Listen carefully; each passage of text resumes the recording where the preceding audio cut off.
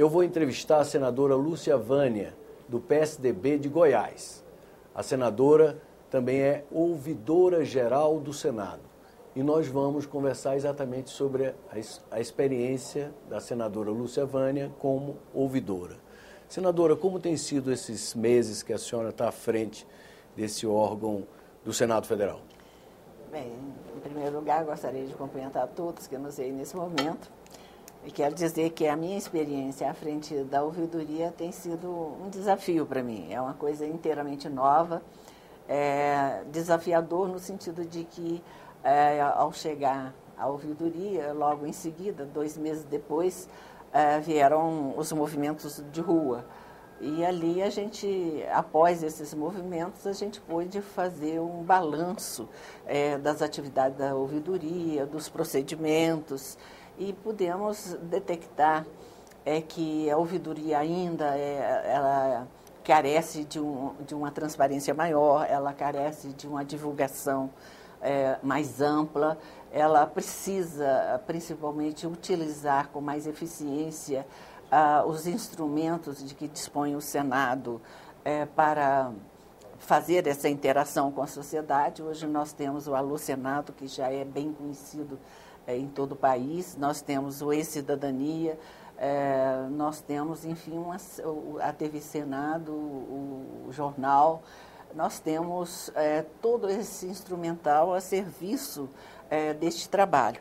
Mas acontece que todos esses setores, eles são mais ou menos distantes, eles se comunicam um pouco.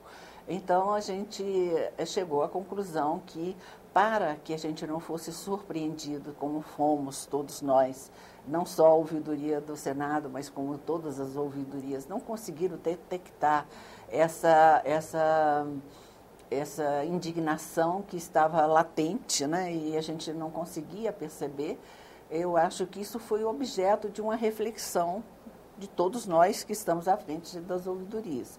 Uma reflexão no sentido de entender que as ouvidorias ainda são muito burocráticas, elas carecem de uma linguagem mais interativa e a gente está trabalhando nessa direção. Começamos a contatar com esses instrumentos que eu falei.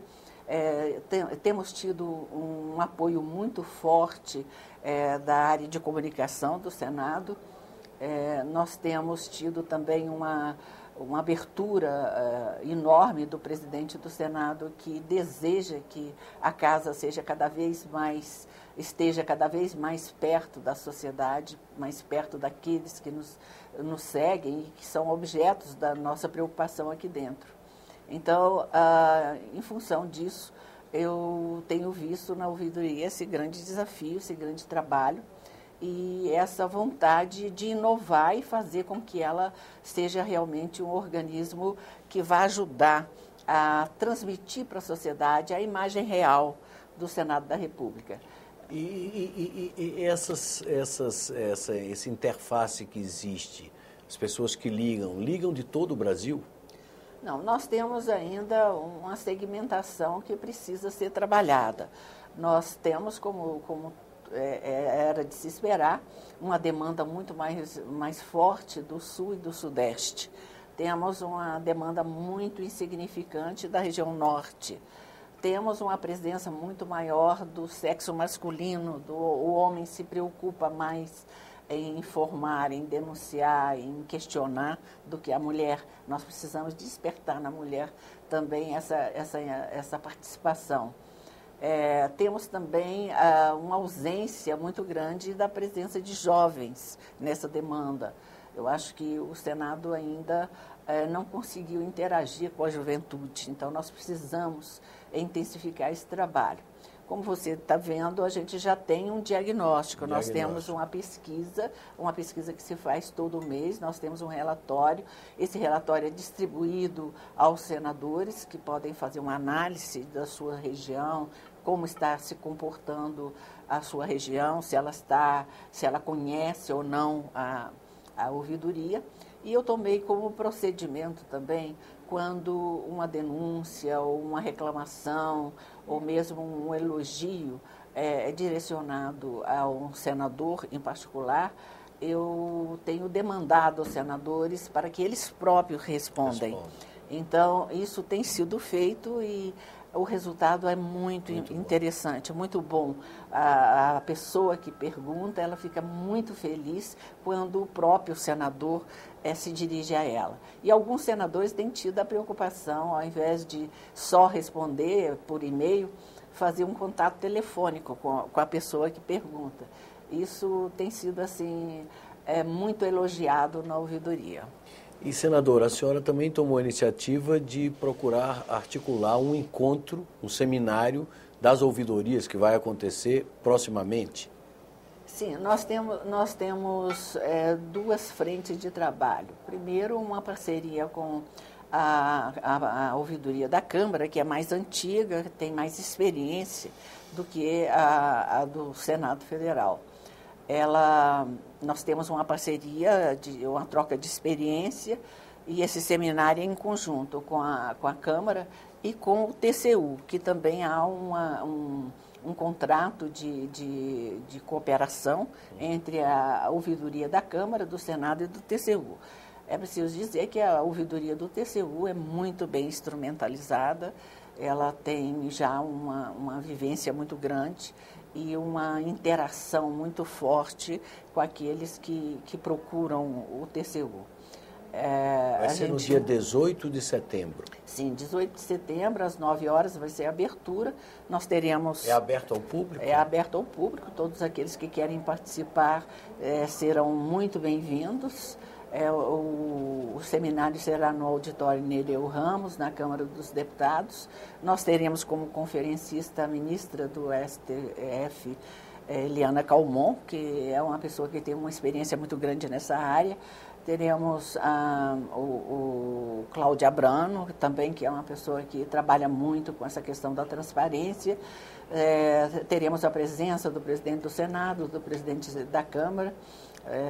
Enfim, será um seminário em que a gente vai fazer essa troca de experiência.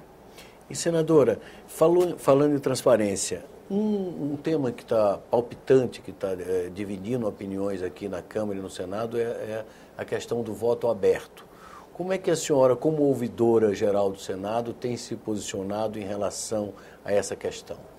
Bem, eu tenho sido até uma voz dissonante no meu partido, porque é comum que as minorias desejam o voto aberto para a cassação de mandatos, mas preservar o voto secreto para algumas atividades do parlamento como forma de fortalecê-lo, como, por exemplo, a questão dos vetos.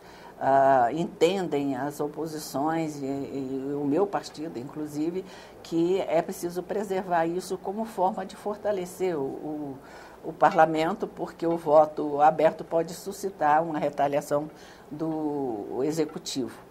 Mas eu, pessoalmente, como ouvidora, naturalmente, e por princípio mesmo, eu acredito que o voto deveria ser aberto em toda circunstância. Eu acho que é preciso que o nosso eleitor, as pessoas que nos acompanham, tenham confiança naquele que ela elegeu. E a forma de adquirir essa confiança, a credibilidade, é você acompanhar o que esse parlamentar está fazendo. Se na sua reflexão, nos seus votos, ele está correspondendo àquilo que a gente imagina. E acho que o voto aberto é um caminho... É um caminho muito forte para que a gente possa ter futuramente o voto não obrigatório. Eu acho que o voto não pode ser obrigatório. Ele precisa, o cidadão precisa ter a consciência de que quando ele vai às urnas, ele vai votar numa pessoa que ele conheça as suas ideias, que ele conheça os seus princípios e que ele sabe que aquele cidadão, ao chegar lá, vai votar de acordo com essas ideias. Senadora, e se eu pedisse à senhora para fazer uma mensagem aos jovens que eventualmente estejam nos assistindo, como incrementar a participação do jovem nessa interatividade com o Poder Legislativo brasileiro? Eu acredito que a forma mais forte para se chegar ao jovem é exatamente essa, a espontaneidade na resposta das suas demandas. O que a gente percebe é que as ouvidorias, talvez pelos procedimentos adotados, elas procuram dar uma resposta quase que neutra, uma resposta que eu considero até insípida, uma resposta que pode parecer até para os mais jovens que está se tentando com aquele procedimento esconder a verdade. Então eu acredito que o jovem exige de todos nós uma clareza nas respostas, uma resposta que chegue até ele como uma coisa verdadeira e não como uma dissimulação. Muito obrigado pela entrevista, senadora. Eu que agradeço. Vamos continuar acompanhando o trabalho importante da ouvidoria do Senado e certamente esse seminário que vai acontecer no dia 18, no auditório Nereu Ramos, na Câmara dos Deputados. Às 9 horas. E aqueles que quiserem entrar em contato para fazer seus comentários, fazer suas sugestões ou suas críticas, podem acessar ou o nosso telefone no Alô Senado 0800 61 2211 ou o nosso endereço na internet no www.senado.leg.br/TV. Até um próximo argumento aqui na TV Senado.